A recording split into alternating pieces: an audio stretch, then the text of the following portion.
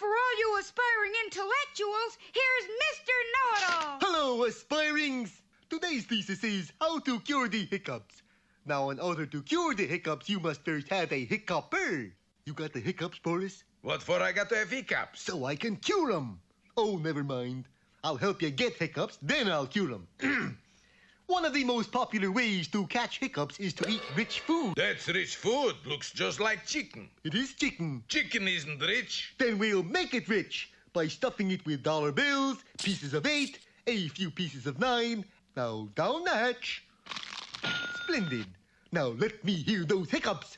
Can't. Why not? 'Cause rich food agrees with me. Another way of getting hiccups is overexertion. You all set to run? All set. Then you're off! 2 hours on the cinder path. You have the hiccups?